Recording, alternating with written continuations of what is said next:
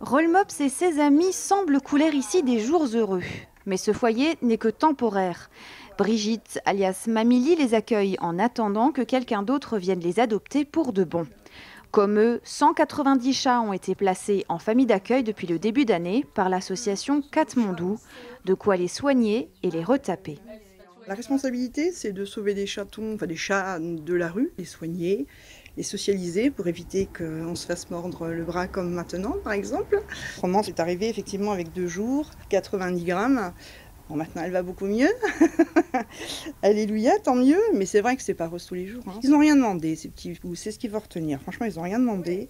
Ils viennent quand même de dehors, quoi. C'est pas très drôle pour eux, quoi. Avec le nombre grandissant d'abandons, les familles d'accueil sont surchargées et les bénévoles se font rares, si bien que les associations croulent sous les demandes de prise en charge et de frais vétérinaires.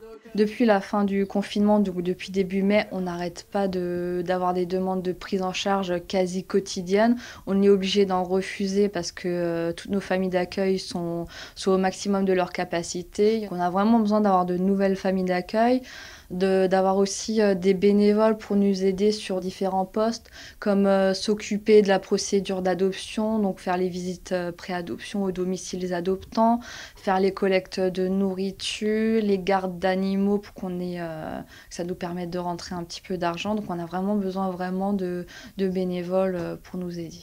Dans les refuges, même constat, après sa fermeture durant 2 mois pendant le confinement, l'association ERA a pris en charge 40 chats de plus que l'année dernière à la même période. 860 animaux sont aujourd'hui en attente d'être adoptés. Mais dans le même temps, une autre tendance émerge. De plus en plus de personnes se tourneraient vers les refuges et les associations pour trouver leur animal de compagnie. Cette année, on remarque qu'on a plus d'adoptions. Là, on a déjà 55 adoptions de plus que par rapport à l'année dernière. Donc voilà, on ne peut pas en tirer de conclusion définitive, mais on a l'impression quand même que les gens commencent à prendre le réflexe d'adopter en association, à comprendre l'intérêt aussi de la démarche pour des adoptions responsables. Donc voilà, là-dessus, on est vraiment content. On a l'impression d'avancer un petit peu au niveau de la sensibilisation.